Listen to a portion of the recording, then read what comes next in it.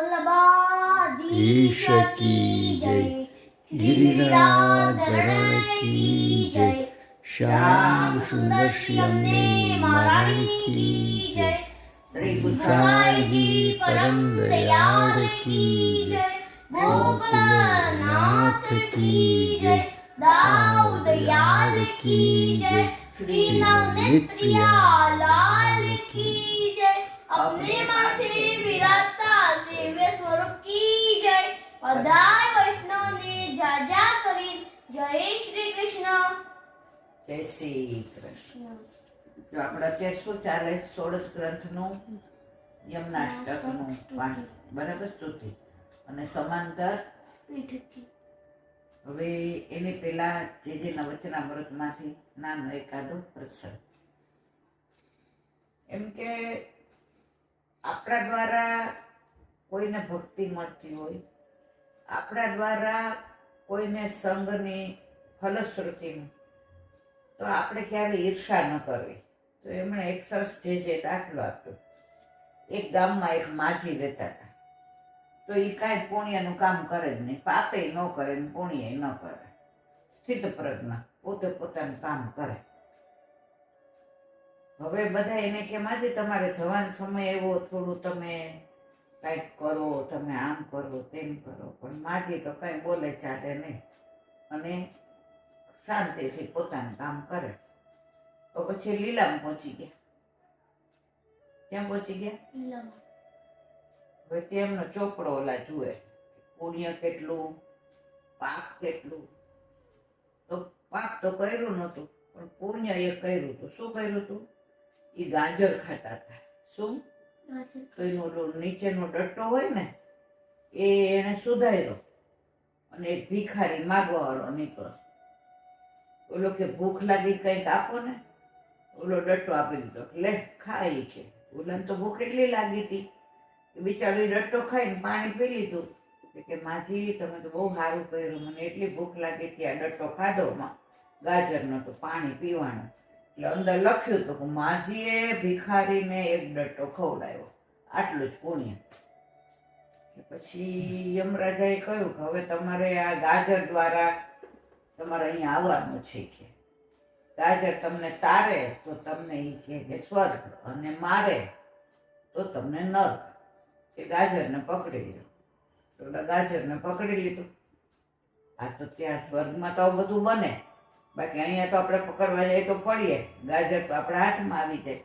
આ તો રૂપક છે. આવા દાખલા આપીને આપણને સમજાવે કે તમારે કેવી રીતે જીવવું જોઈએ. બરાબર છે? પકડો. અને માજી તો આમ ઉપર જવા માંડ્યા. તો પછી એને ભાર લાગવા માંડ્યો. એ કે મારા પગમાં આટલો બધો ભાર કાં લાગે? તો નીચે એક શેઠ હતા, એને પગ પકડી લીધા હતા. એણે કઈ પુણ્ય નહોતું કર્યું, પણ માજીના પગ પકડી લીધા હતા. માજી દ્વારા આપણો ઉદ્ધાર થઈ જાય. પછી શેઠને નીચે શેઠાણી આવ્યા. એ કે શેઠે પગ પકડી લીધા, આપણે શેઠ ના પકડી લઈએ તો આપણો ઉદ્ધાર થઈ જાય. પછી શેઠાણી નીચે નોકર આવ્યો.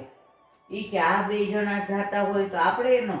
તો માજી કે આ તો જો હારાવ કાંઈ કર્યું નથી, મેં તો કેટલું મોટું પુણ્યનું કામ કર્યું.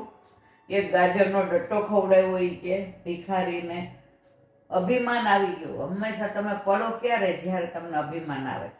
આપણે તો ભણવા હોશિયારો અભિમાન કરે મારા જેવું કોઈ નહીં, ત્યારે તારી પરીક્ષા સારી જ ન જાય. બરાબર ને? હવે સત્સંગમાં તને આટલો બધો આનંદ આવે છે, ત્યાં કેટલું સરસ કીધું. ઓલી વાત કર કે તું ઠાકોરજીની ગેંદઈશ ને વિમુખની વાત કર. કર કર કર નથી કરવી. તો પછી માજીને એમ થયું કે આ પગ એવા હલાવું ને કે શેઠ નીચે પડે. શેઠ પડે એટલે હારવાર શેઠાણી પડે, અને શેઠાણી પડે તો હારવાર નોકર પડે. મેં પુણ્ય કર્યું એક ગાજરના ડટ્ટાનું, ને આ 3 લાભ શેના લઈ જાય? તો માજી એટલા પગ હલાવ્યા તો બહુ પગ હલાવવા ગયા ને તો ગાજર છૂટી ગયું. તો માજી સહિત બધા નીચે પડ્યા. ત્યારે અંદર જે કે આ રૂપક છે કે આજે તમે સત્સંગ કરતા હો અને તમને કોઈ એમ કહે કે તમને અમને એવો પ્રસંગ કહો ને કે અમને ઠાકોરજી પુષ્ટ કરાવવાનું મન થાય, તમે એવી વાત કરો ને કે અમને સેવાની અંદર અમારો ભાવ વધે. તો પછી આમ ત્યારે એવું ન કહેવાય કે ભાઈ હું તો આમ ન કરું ને તેમ ન કરું. હંમેશા ભગવદીઓના સંઘમાં જ રહેવાનું અને તમને યથા યોગ્ય જે વાંચન દ્વારા પ્રભુ કહેતા હોય એ કરાય. પણ પાછું એક સૂચન આપ્યું કે જે પાત્ર ન હોય ને એના નહીં પીરસવાનું. શું? જે પાત્ર ન હોય ને એને નહીં હા, હવે ગમે તેવું અહીંથી જાતું હોય ઓલું, બરાબર, હવે એ શિવપંથી હોય અને આપણે બે સત્સંગ કરતા હોઈએ અને આપણો અવાજ સાંભળીને પછી કૈલાબેન હું બેસું, સત્સંગ કરો છો? તો આપણે કહેવાય કે હું સત્સંગ નથી કરતી, હું તો મારા દીકરાને ભણાવું છું. કારણ શું છે? શિવપંથીને આપણી વાત સમજાય નહીં. આપણા પ્રભુએ કેવી લીલા કરી છે એ વલ્લભે જે આપણને આપી છે તો એનો દાખલો આપ્યો. એ કે એક શેઠ હતા ને તો એ જેલમાં ગયા. ક્યાં ગયા? જેલમાં. તો બધા એને જુએ ને તો એને તો આમ બહુ દુઃખ થાય. કોઈ ખૂન કરીને આવ્યા હતા ને કોઈ મારીને આવ્યા હતા ને કોઈએ ચોરી. એક હતો ને 20 વર્ષનો છોકરો એ આમ ખૂણામાં આમ કરીને બેઠો. તો રૂપાળો ને દેખાવડો ને આમ બિચારો હોશિયારો ત્યાં ગયા શેઠ. એ કે તે શું કર્યું તું ભાઈ? તો આવો દીકરો 20 વર્ષનો તું અહીંયા જેલમાં. એ કે ભૂખ લાગી હતી તો ચોરી કરવા ગયો ને પકડાઈ ગયો એટલે હું સવારનો અહીં આવ્યો છું. તો કે હજી સવારનો જ આવ્યો છો ને? એ કે હા. તો કે આને ઈ કે હું લઈ જાઉં, ભણાવવું ગણાવવું ને આને ઈ કે જેલમાંથી કાઢું. એટલે એ જેલરને મળ્યા. કોણ? શેઠ. ને જેલરને શું કીધું કે આને આ મને સોંપી દો, આની જવાબદારી મારી. ઓલાને પૂછ્યું હું ભણાવીશ ગણાવીશ તું કરીશ પછી બધું? એ કે હા શેઠ, આપની કૃપા થઈ જાય તો હું જેલમાં. ઓલાને તો જેલમાંથી બહાર નીકળવું હતું. હવે એને બહાર લઈ આવ્યા તો એને સ્કૂલમાં મૂક્યો, એને રૂમ લઈ દીધી, પછી એને કપડાં સારા લઈ દીધા, અનાજ ભરી દીધું અને ભણાવવા માટે સાહેબ રાખી દીધા. ઓલો તો ગ્રેજ્યુએટ થઈ ગયો. શું થઈ ગયો? ગ્રેજ્યુએટ થઈ ગયો. અને પછી તેને સારી નોકરી મળી ગવર્મેન્ટની. હવે કમાવા માંડ્યો. પછી શેઠ તો ભૂલી ગયા કે મેં આટલું સારું કાર્ય કર્યું. હંમેશા સારા કાર્ય કરીને ભૂલી જવાનું, ખોટું કાર્ય યાદ રાખવાનું.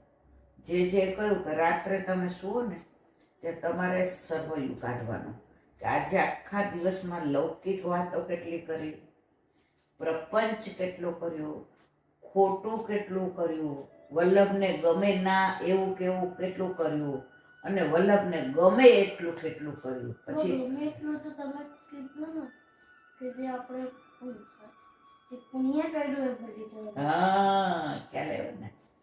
તો પછી યાદ રાખવાનું કે ભાઈ મારાથી કઈ ખોટું બોલાય નહીં. જો ઘણીવાર આપણે કારણ વિના ખોટું બોલતા હોઈએ.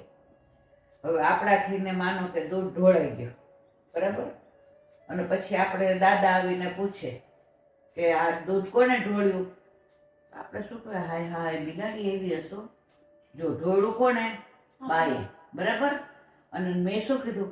હાય હાય બિલાડી. ખોટું બોલ્યા. હવે એ મમ્મીએ જોયું કે બા ખોટું બોલે છે, એ પપ્પાએ જોયું, એ તે જોયું, એ સગુને જોયું. તો તમને એમ થાય કે બા ખોટું બોલે તો આપણે ખોટું બોલાય. તો આપણા દ્વારા કેટલા બધાનો બગાડ થાય. એટલે જીવનમાં બને ત્યાં સુધી ખોટું બોલવું નહીં, ખોટા કાર્ય ન કરવા. આજે કોઈ આપણને એમ કહે કે ઈલાબેન આ 50 રૂપિયા રાખો, હમણાં હું મારા સાસુથી છાના મના લઈને આવી છું ને મારે પાણીપુરી ખાવા જવાય. એવું આપણાથી ન રખાય. કોઈ ખોટું કાર્ય કરતું હોય તો આપણે એનો સાથ દેવાય નહીં. તો રાત્રે સર્વૈયું કાઢવાનું. અને જો લૌકિક વધી જાય તો બીજે દિવસે ધ્યાન રાખવાનું કે આવું લૌકિક વધવું જોઈએ નહીં. તો પછી ઓલા શેઠ તો પછી પાછા થોડો વખત થયા એટલે એને એમ થયું કે હવે જેલમાં જાઓ, આવો એક છોકરો તો ભણાવ્યો ગણાવ્યો, ગવર્મેન્ટમાં નોકરી મળી, હવે જાઓ બીજું કોઈ એવું હોય તો પાછો એકને લઈ આવું. અને મારું સામર્થ્ય આટલું જ છે કે હું એને પાછો ભણાવું ગણાવું, એને રૂમ આપું એને. તો પાછા એ તો જેલમાં આવ્યા. તો ઓલો જે છોકરો હતો ને એ જેલમાં પાછો આમ કરીને જ બેઠો હતો. કયો? જેને લઈ ગયા હતા ને ભણાવ્યો ગણાવ્યો એને. શેઠને આશ્ચર્ય થયું કે આને તમે આટલો ખર્ચો કર્યો, રૂમ લઈ દીધી, અનાજ ભરી દીધું, માણસ રાખી, ટીચર રાખીને ભણાવ્યા અને ગવર્મેન્ટની નોકરી મળી હતી. પહેલી વાર પગાર લઈને આવ્યો તો મારી પાસે કે શેઠ જુઓ આપની કૃપાથી મળ્યો. તો મેં કીધું બસ હવે તું તારો સંસાર વસાવ ને તું શાંતિથી જીવ. મને આનંદ એ વાતનો છે કે પ્રભુએ તને સુધારવામાં મને નિમિત્ત બનાવ્યો. તો આ પાછું કઈ આવ્યું?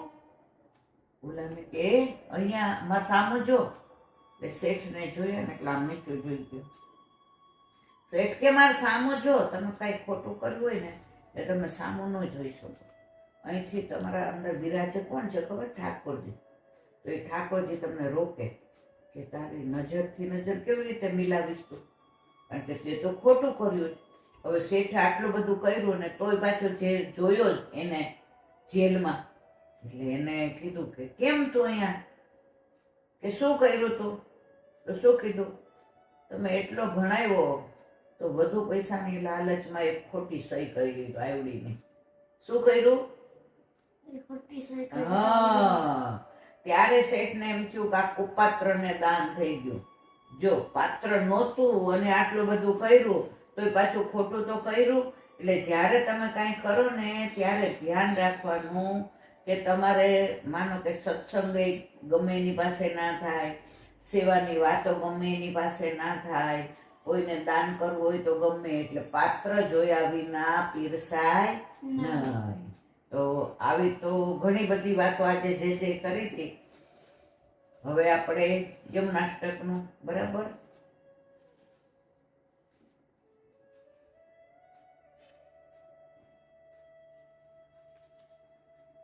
નમો સૂર્યમુને સદા તવ ચરિત્રમત્યદ્ભુતમ.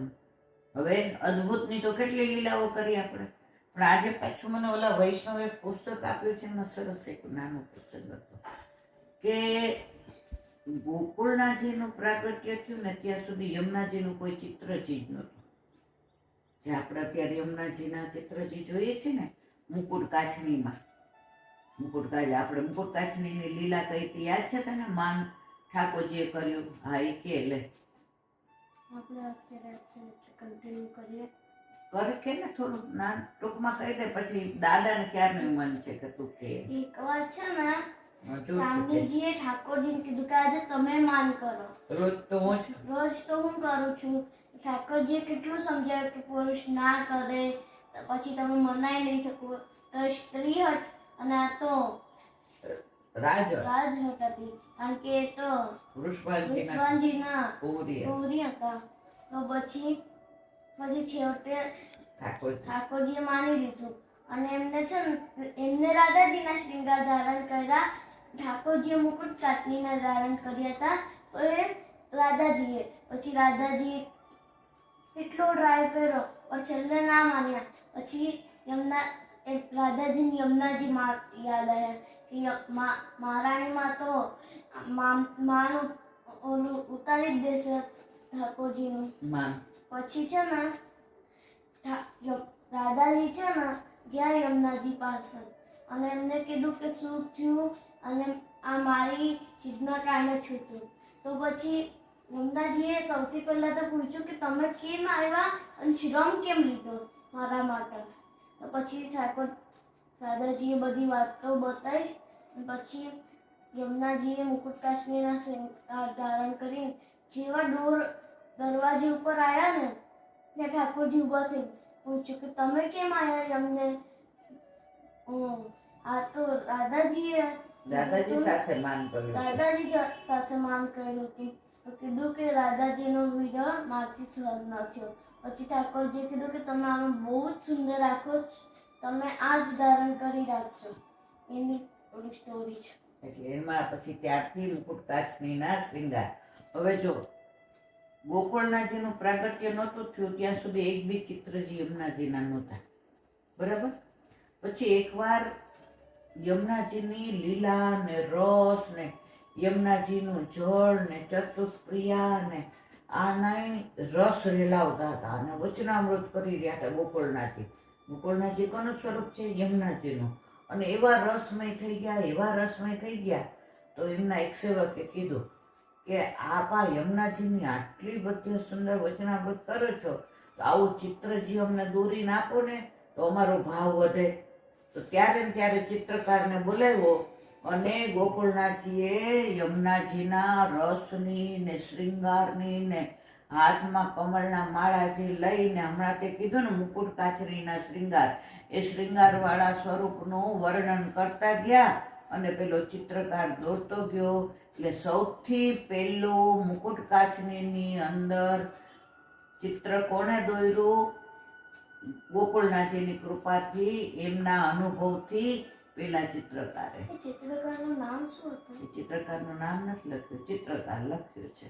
અને વલ્લભનું દોર્યું એ તને ખબર છે? વલ્લભની વાત. વલ્લભ એટલું સુંદર સ્વરૂપ અને એટલા પેલા તો અકબર બાદશાહ કે જહાંગીર, નામ હું ભૂલી ગઈ, એને એમ થયું કે આ વલ્લભનું ચિત્રજી મારા રૂમમાં હોય, મારા મહેલમાં, તો મારે કઈ ચિંતા જ ન કરવી પડે, કારણ કે વલ્લભનું સામર્થ્ય એવું છે. એમના ચિત્રકારનું નામ શું હતું? હોનહાર ચિતારો. શું નામ હતું? અને એ ચિતારાના ઉપર એટલી એની કલા કે ઘોડા ઉપર જાતો હોય અને આમ પીછી ફેરવે ને તો ચિત્ર બની જાય. ચિત્ર બની જાય.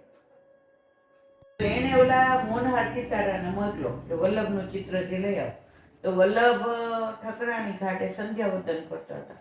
વલ્લભનું સ્વરૂપ ને તેજ ને જોયું તો સામે બેઠો, દોરવા જાય ચિત્ર દોરાય જ ને. વલ્લભનું ચિત્ર તો સાક્ષાત પૂર્ણ પુરુષોત્તમ, એમ કઈ થોડું દોરાય? ઓલાએ તો કેટલી વાર દોરવાનો પ્રયત્ન કર્યો પણ દોરાય. એને એમ થાય હું તો ઘોડા ઉપર હાલતા હાલતા આમ પીછીને ચિત્ર દોરી નાખું, ના શું થાય છે? વલ્લભની આજ્ઞા લીધી નહોતી. શું? કોઈ પણ કાર્ય આપણે કરીએ ને એટલે ગુરુ આજ્ઞા વિના કરાય નહીં. તો પછી એને વલ્લભને દંડવત કરીને કહ્યું, મારા વાલા, અકબર રાજાએ મને મોકલ્યો છે, મારે આપનું ચિત્ર ડ્રો કરવું જ કરું. ત્યારે વલ્લભે નેત્રથી હા પાડી અને ત્યારે એ ચિત્રજી થયું. અને એ ચિત્રજી ક્યાં લઈ ગયા? મહેલમાં, આગ્રાના, અને ત્યાં રાખ્યું.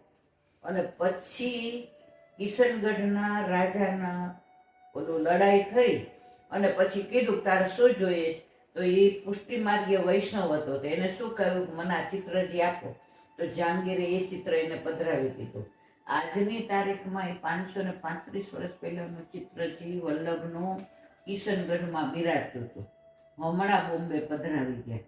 એ ચિત્રજીના દર્શન કરીએ એટલે વલ્લભના સ્વરૂપમાં આવિર્ભાવ થયા વિના રે નહીં.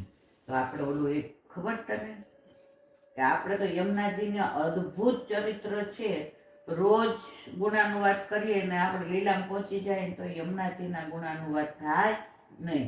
ઓલું ધોળ કયું છે?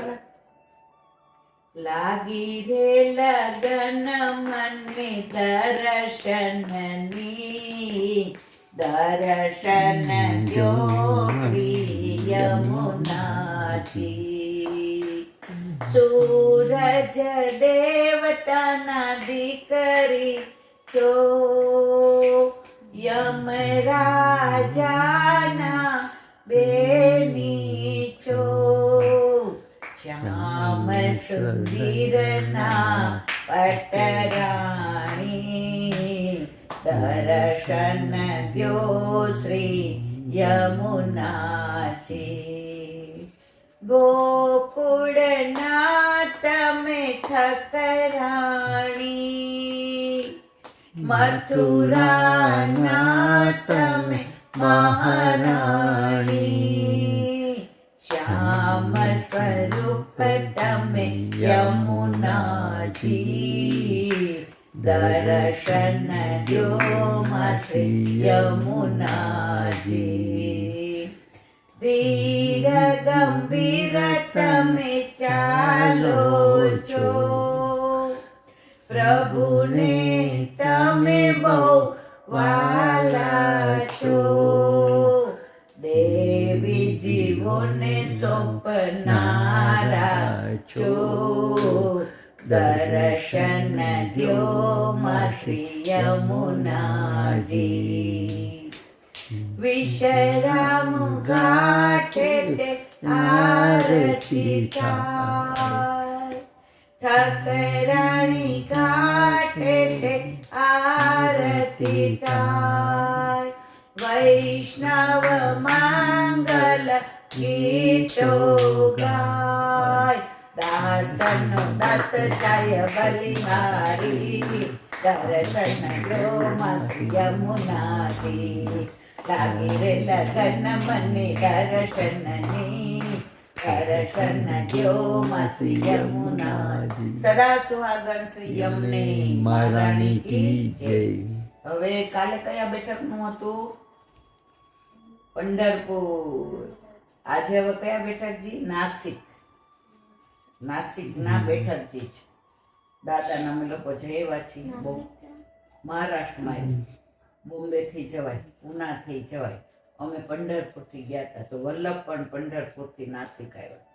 હવે નાસિકમાં સ્ટેશને ઉતરીને ત્યાંથી 5 કિલોમીટર છે આ બેઠક છે. હવે પંચવટી એરિયામાં છે. પંચવટી એરિયા કયો ખબર છે? રામચંદ્રજીએ જે 12 વર્ષ વનમાં રહ્યા હતા, બરાબર? રામ, સીતાજી, લક્ષ્મણ એ અહીંયા પંચવટીમાં રહ્યા હતા. અને અહીંથી જ સીતાજીનું હરણ થયું હતું. કોણ કરી ગયું હતું હરણ? રાવણ કરી ગયું હતું. તો બધું આ દામોદરદાસજીને સમજાયું કે અહીંયા, પણ એ કહે કે દમલા અહીંયા છે ને, વલ્લભ કે માયાવાતી પંડિતો બહુ છે. કયા પંડિતો?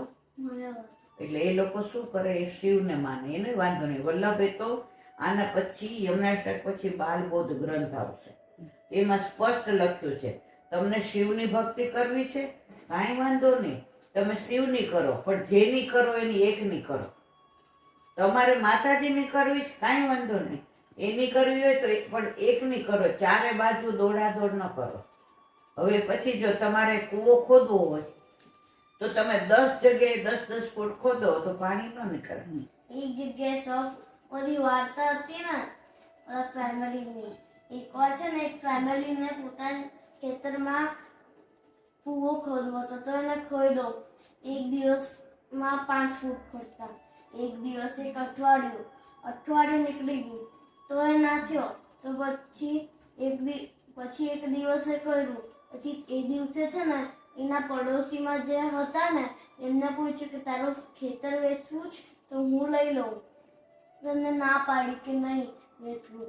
તો પછી નેક્સ્ટ દિવસે એમને ખોદાઈ ચાલુ રાખી, તોય ના નીકળ્યું પાણી. એમને લાગ્યું અહીંયા છે જ નહીં પાણી. તો પછી એમને યાદ આવ્યું કે બાજુવાળા પૂછતા હતા, તો એમને વેચી દીધું. ઓલા લોકોએ એક દિવસ ખોદ્યું પાણી આવી ગયું. અગર એ લોકોએ એક દિવસ ખોદ્યું હોત તો આવી જાત ને પાણી. પણ એટલે ધીરજ રહી નહીં. એટલે હંમેશા ભક્તિમાં, સત્સંગમાં ધીરજ રાખવાની.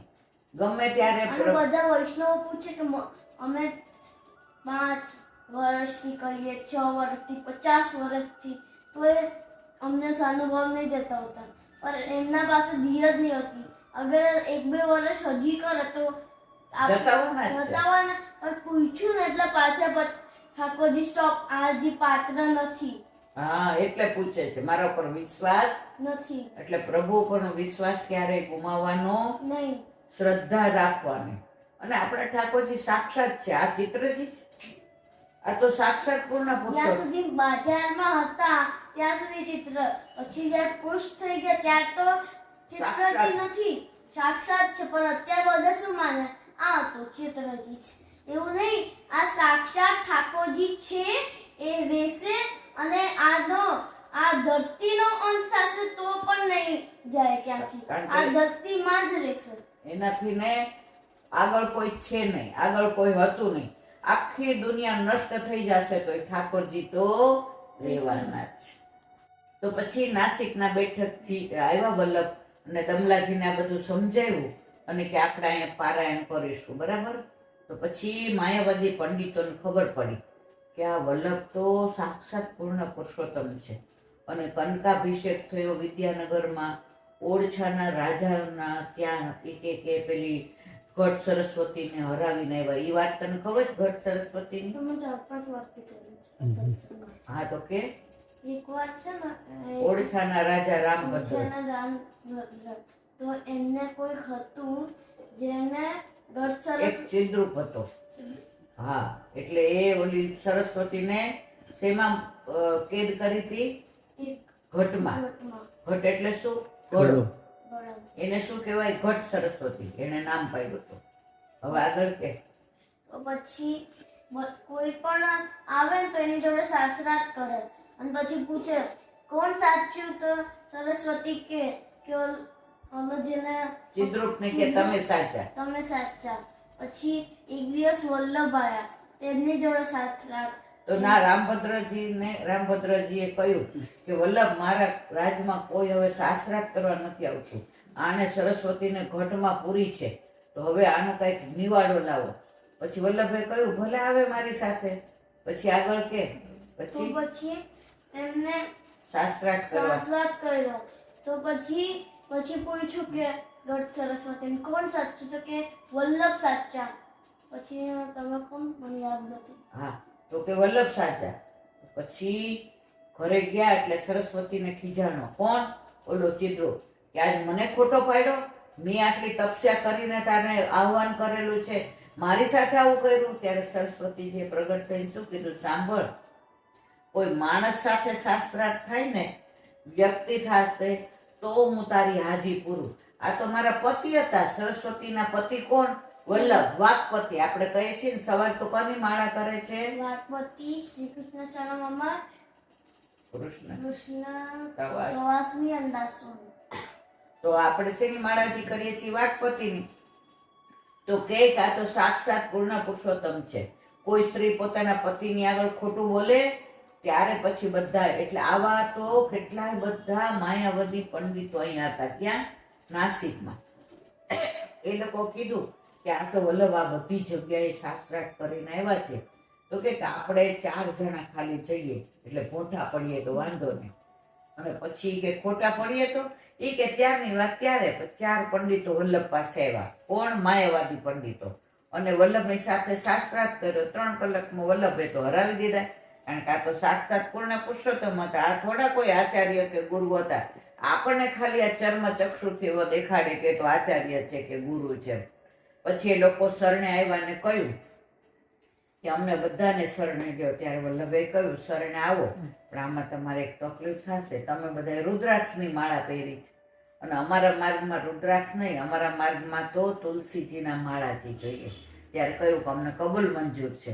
તો ત્યાં પછી નદીમાં સ્નાન કરી આવ્યા અને બધાને શરણે.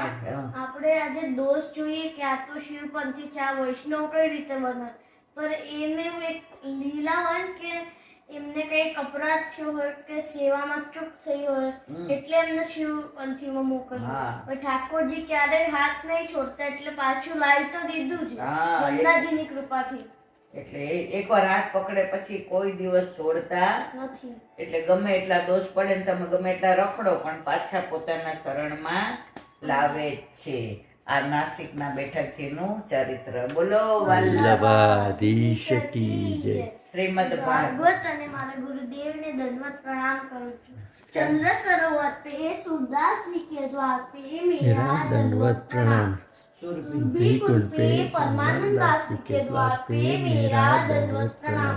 जमुनावता पे शंकर संकुंड पे कुंभदास जी के द्वार पे मेरा दंडवत प्रणाम. रज्जु कुंड पे कृष्णदास जी के द्वार पे मेरा दंडवत प्रणाम. पदम खंडी पे गोविंद स्वामी के द्वार पे मेरा दंडवत प्रणाम. अप्सरा कुंड पे चित्त स्वामी के द्वार पे मेरा दंडवत प्रणाम. मानसी गंगा पे नंददास जी के द्वार पे मेरा दंडवत प्रणाम. रुद्र कुंड पे छत्रबुद्धास के द्वार पे मेरा दंडवत प्रणाम. रज विलास रजनी गोपिकाओने मारा दंडवत प्रणाम. हे वल्लभ, સવારથી અત્યાર સુધી સેવા સ્મરણ સત્સંગ જે પણ તે કરાવ છે તારા ચરણમાં સમર્પિત કરું છું. ભૂલ અપરાધ થયો હોય તો ક્ષમા કરજે. બોલો વલ્લભાધીશ કી જય. રહીન ચરણ કેરો ભરોસો, દ્રઢઈન ચરણ કેરો. શ્રી વલ્લભ નખ ચંદ્ર છટા સબ જુગમાં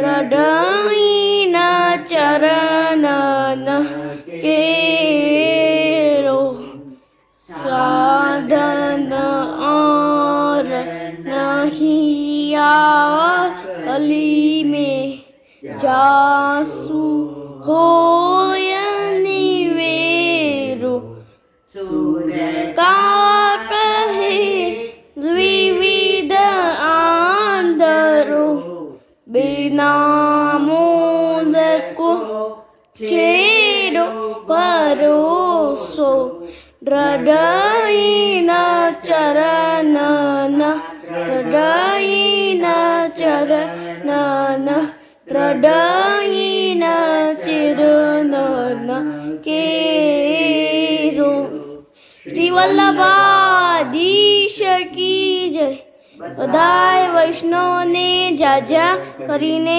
જય શ્રી કૃષ્ણ.